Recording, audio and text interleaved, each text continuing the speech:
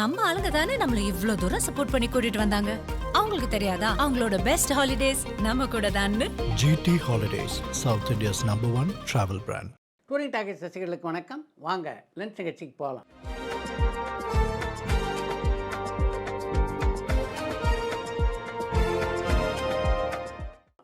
என்னப்பா முதல் கேள்வி? அஜித்தோடைய அடுத்த படத்தை அவரே தான் ப்ரொடியூஸ் பண்ண போறாரு. அப்ப நிச்சயமா ப்ரொமோஷனும் பண்ணி ஆகணும். அந்த படத்துடைய ப்ரொமோஷன்லயாவது அவர் கலந்துப்பாரான்னு பல்லவி ராமேஸ்வரத்துலேருந்து கேட்டிருக்காங்க. மற்ற படங்களுடைய ப்ரொமோஷன்களில் கலந்து கொள்ளாத பல நடிகர்கள் தாங்கள் சொந்த படம் எடுக்கும்போது அதில் கலந்து கொள்வது தான் இது வரைக்கும் வழக்கமாக இருந்திருக்கு. இப்போ தான் அஜித் ப்ரொடக்ஷனுக்கு வந்திருக்கார். அவர் என்ன பண்ண போகிறார் அப்படின்னு பொறுத்திருந்து பார்ப்போம். நடிகர் சோ அவர்கள் டைரக்ட் பண்ண முகமது பின் துக்ளக் படத்துக்கு எந்த மாதிரியான வரவேற்பு இருந்தது, எந்த மாதிரியான விமர்சனம் இருந்ததுன்னு கார்த்திக் பழனியிலேருந்து கேட்டிருக்காங்க. ஷோனுடைய முகமது பின் துக்ளக் திரைப்படமாக உருவான காலகட்டத்திலேயே ஷோ பல எதிர்ப்புகளை சந்தித்தார். படம் வெளியானதுக்கு பின்னாலேயும் அதற்கு எதிர்மறையான விமர்சனங்கள் இருந்தன. ஜெயலலிதாவுக்கு எதனால மணிமண்டபம் கட்டவே இல்லை, பெண்களுக்கு பொதுவாக மணிமண்டபம் கட்டவே மாட்டேங்கிறாங்களே, அதுக்கு காரணம் என்னன்னு சந்தனகுமார் சென்னையிலேருந்து கேட்டிருக்காங்க. ஜெயலலிதாவுடைய லெகசியை எடுத்து செல்வதற்கு அவருடைய குடும்ப உறுப்பினர்கள் யாரும் இல்லை. அதிமுக தலைமையும் அதிமுக உறுப்பினர்களும் தான் அதை செய்யணும்.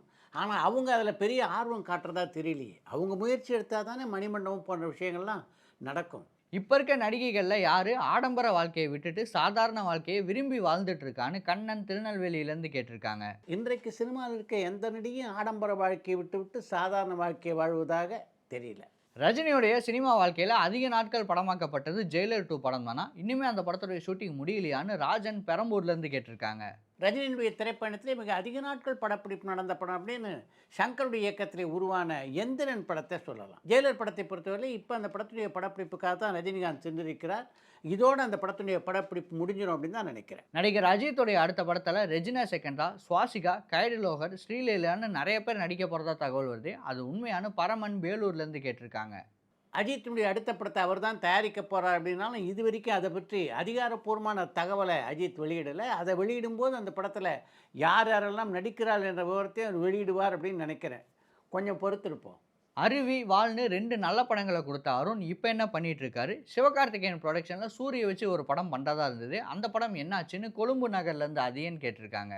அருவி, வாழ் ஆகிய படங்களை தொடர்ந்து விஜய் ஆண்டனியுடைய நடிப்பில் சக்தி திருமன் அப்படின்ற ஒரு நல்ல படத்தை அருண் கொடுத்திருந்தார். அந்த படத்துக்கு நல்லதொரு வரவேற்பும் கிடைத்தது. அடுத்து சூரியை சந்தித்து கதை சொல்லியிருக்காரு. இன்னும் அந்த படம் உருவாவது பற்றி அவங்க 2 பேரும் பேசி முடிவெடுத்ததாக தெரியல. ரஜினியை சந்தித்த மலேசியாவோட பிரபல தொழிலதிபர் தத்தோ மாலிக் ஒரு வரலாற்று சம்பவம் திரும்பவும் நடக்க போது, மலேசியா மக்களே தயாராக இருங்கள்னு சொல்லியிருக்காரு. இதுக்கு காரணம் என்ன?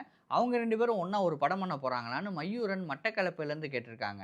டத்தோ மாலிக் சூப்பர் ஸ்டார் ரஜினிகாந்துடைய மிக நெருங்கிய நண்பர். ஜெயிலர் 2 படத்தினுடைய பாடல் வெளியீட்டு விழாவை அவர் மலேசியா நடத்துவதற்கான வாய்ப்புகள் கொஞ்சம் கூடுதலாக இருப்பதாக நான் நினைக்கிறேன். ஜனநாயகன் படத்துக்கு ஏ சர்டிஃபிகேட் கொடுத்துருக்காங்க. இதனால் டிவியில் அந்த படத்தை ஒளிபரப்பு பண்ணும்போது ஏதாவது சிக்கல் வருமானு தோரணமலையிலேருந்து செண்பகராமன் கேட்டிருக்காங்க. ஏ சான்றிதழ் கொடுக்கப்பட்ட படங்களை தொலைக்காட்சியில் வெளியிடவே முடியாது அப்படின்ற நிலையில் அதற்கு பின்னால் திருப்பவும் மறு தணிக்கைக்கு அவங்க அப்ளை பண்ணணும். மறு தணிக்கைக்கு பின்னால் தொலைக்காட்சியில் அந்த படத்தை வெளியிடலாம். கிறிஸ்டோஃபர் நோலனை சாய்விட் சித்ராவில் எதிர்பார்க்கலாமா? அவரை இன்டர்வியூ பண்ண நீங்கள் ட்ரை பண்ணீங்களான்னு ராஜேஷ் ஒயிட்ஃபீல்டுலேருந்து கேட்டிருக்காங்க. கிறிஸ்டோபர் நோலனை நான் பேட்டி காண்பது போல சமீப காலமாக வலைதளங்களில் பல மீன்கள் வந்து கொண்டிருக்கின்றன. அதனுடைய அடிப்படையில் தான் இந்த கேள்வி நீங்கள் கேட்டிருக்கேன் அப்படின்னு நினைக்கிறேன். அப்படி ஒரு வாய்ப்பு கிடைத்தால் ஒரு மிகப்பெரிய அதிசயம்தான். கருப்பு படத்துடைய கிளைமேக்ஸ் சீனில் நீங்கள் நடிச்சிருப்பீங்க. அப்போ சூர்யா சாரை சந்திக்கிற வாய்ப்பு உங்களுக்கு கிடைச்சதா? டூரிங் டாக்கீஸ் நிகழ்ச்சியை பற்றி அவர் ஏதாவது உங்ககிட்ட சொல்லியிருக்காரான்னு பட்டுக்கோட்டையிலேருந்து ராஜா கேட்டிருக்காங்க. கருப்பு திரைப்படத்தினுடைய படப்பிடிப்பு கொழும்பில் நடைபெற்ற போது ஏறக்குறைய 15 நிமிடம் எங்கிட்ட பேசிகிட்டு இருந்தார் சூர்யா. அப்போ நம்ம டூரிங் டாக்கீஸ் நிகழ்ச்சிகளை பற்றியும் குறிப்பாக சாய் விசித்ரா நிகழ்ச்சியை பற்றியும் மிக அதிகமாக அவர் பேசி கொண்டிருந்தார். ஜெயிலர் 2 படத்துடைய ஆடியோ லான்ச் மலேசியாவில் தான் நடக்க போகுதான்னு திருப்பூர்லேருந்து குமரன் கேட்டிருக்காங்க. ஜெயிலர் 2 படத்தினுடைய பாடல் வெளியீட்டு விழா மலேசியாவில் நடப்பதற்கான வாய்ப்புகள் மிக பிரகாசமாக இருக்கின்றன. எம்ஜிஆர் படத்துடைய டைட்டிலில் சிவாஜி நடிச்சிருக்காரான்னு கண்ணையன் புதூர்லேருந்து கேட்டிருக்காங்க. எம்ஜிஆர் நடித்து வெளிவந்த படங்களுடைய டைட்டிலில் சிவாஜி நடித்ததில்லை. ஆனால் எம்ஜிஆர் நடிப்பதாக இருந்த ஒரு திரைப்படத்தினுடைய டைட்டிலில் சிவாஜி நடித்திருக்கிறார். கலைஞர் கருணாநிதி கதைவசனம் எழுத எம்ஜிஆருடைய நடிப்பிலே விடிவெள்ளி என்ற ஒரு படம் உருவாக இருந்தது. ஆனால் சில சூழ்நிலை காரணமாக அந்த படம் நடக்கலை. அதற்கு பின்னாலே ஸ்ரீதருடைய கதைவசனத்தில் அதே விடிவெள்ளி என்ற தலைப்பில் சிவாஜி நடித்த படம் வெளியானது. அருள்நிதி நடிச்சிருக்க அருள்வான் படமும் முருகன் சம்மந்தப்பட்ட படம் தானான்னு ராஜேஷ் திருப்பூர்லேருந்து கேட்டிருக்காங்க. அருள்வான் திரைப்படம் நாளைக்கு வெளியாகுது. ஒரு நாள் தானே, நாளைக்கு படத்தை பார்த்துட்டே முடிவு பண்ணிடலாம். அன்பே டயானா படத்துக்கு மக்கள்கிட்ட எக்ஸ்பெக்டேஷன் எந்த அளவுக்கு இருக்குன்னு சச்சின் சேலம்லேருந்து கேட்டிருக்காங்க. அன்பே டயனாவை பற்றி தொடர்ந்து பல பேட்டிகள் வலைதளங்களில் வெளியாகி கொண்டிருக்கின்றன. அதனால் அந்த படத்துக்கு நல்ல எதிர்பார்ப்பு இருக்குது. எம்ஜிஆர் சரோஜா தேவி கூட்டணியில் உருவான படங்களில் மிகப்பெரிய வெற்றியடைந்த படங்கள் என்னென்னு தேவி திருப்பூர்லேருந்து கேட்டிருக்காங்க. எம்ஜிஆர் சரோஜாதேவி கூட்டணியில் உருவான பெரும்பாலான படங்கள் வெற்றி பெற்ற படங்கள் தான். அதில் மிகப்பெரிய வெற்றி பெற்ற படங்கள் அப்படின்னு பெரிய இடத்து பெண், எங்க வீட்டு பிள்ளை, அன்பேவா, படகோட்டி ஆகிய படங்களை சொல்லலாம். காமெடி நடிகர் கிரி ராமச்சந்திரனை இப்போ படங்களை பார்க்க முடியறதே இல்லையே, அவர் சினிமாலேருந்து ஒதுங்கிட்டாரான்னு ராம் சேலம்லேருந்து கேட்டிருக்காங்க. நீங்கள் குறிப்பிட்டிருக்கின்ற நகைச்சுவை நடிகர் கிளி ராமச்சந்திரன் இப்பவும் திரைப்படங்களில் நடித்து கொண்டு தான் இருக்கிறார். மிகப்பெரிய நடிகருடைய படங்கள் நடிக்கக்கூடிய வாய்ப்பு அவருக்கு அமையாதனால அதிகமான படங்களில் நடிக்காத மாதிரி உங்களுக்கு தோணுது. சிம்புவும் சந்தானமும் ஒன்றா சேர்ந்து ஒரு படம் பண்ணுறதா இருந்தது. அந்த படம் என்னாச்சுன்னு கண்ணன் திருநெல்வேலியிலேருந்து கேட்டிருக்காங்க. சிம்புவும் சந்தானம் இணைந்து நடிக்கின்ற படத்தை அஸ்வத் மாரிமுத்து தான் இயக்குவதாக இருந்தார். இப்போ அவர் தான் சூப்பர் ஸ்டார் ரஜினிகாந்த் படத்தை இயக்கி கொண்டிருக்கிறார். அதனால் இப்போதைக்கு அந்த படம் நடப்பதற்கான வாய்ப்பு இல்லை. ராஜன் வகையரா படத்துக்குமே அனிருத்தா மியூசிக் பண்ணுறாரான்னு பரமன் வேலூர்லேருந்து கேட்டிருக்காங்க. ராஜன் வகையரா படத்துக்கு அனிருத் இசையமைக்கல, அந்த படத்துக்கு இசையமைப்பவர் சந்தோஷ் நாராயணன். நடிகர்களும் சரி டைரக்டர்களும் சரி அவங்களுடைய சமீபத்திய படத்துக்கு தான் பார்ட் 2 பண்ணுறாங்க. அதுக்கு காரணம் என்ன?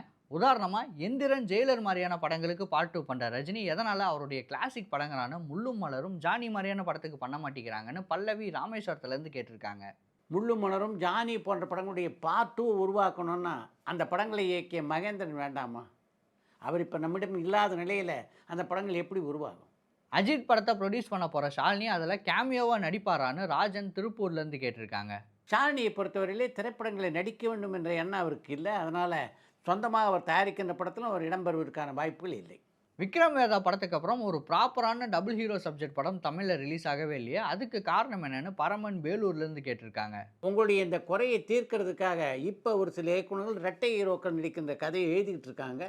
அதனால் மிக விரைவிலே உங்களுடைய குறை தீரும்னு நினைக்கிறேன்.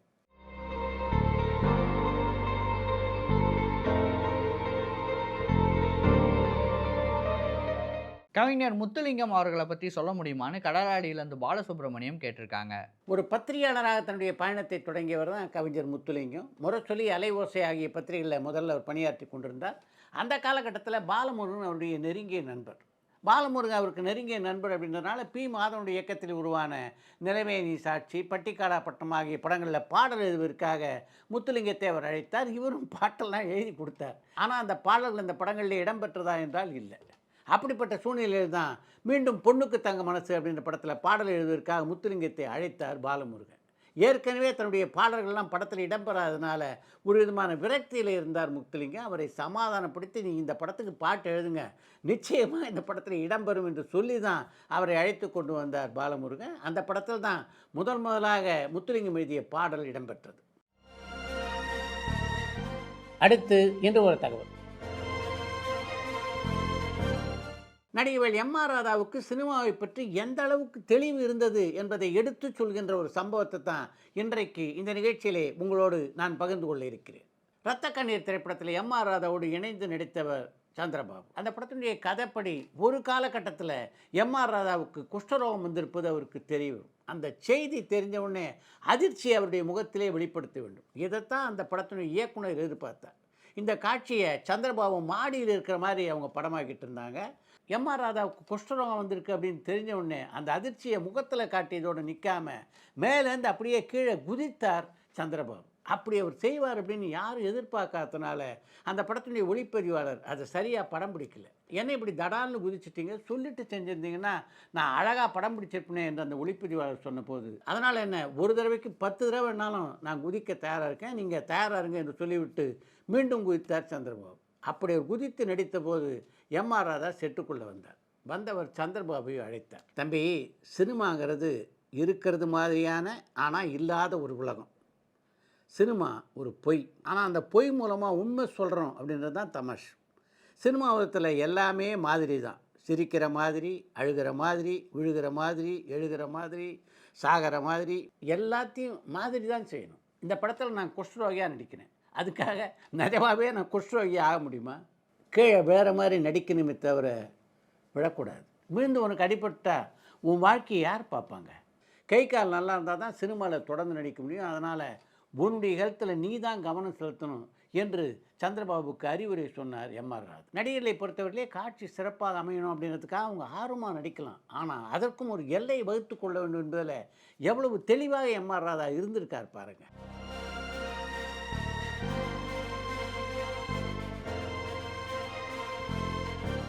இத்துடன் இன்றைய லஞ்ச் நிகழ்ச்சி நிறைவு பெறுகிறது. மீண்டும் அடுத்த லஞ்ச் நிகழ்ச்சியிலே சந்திப்போம்.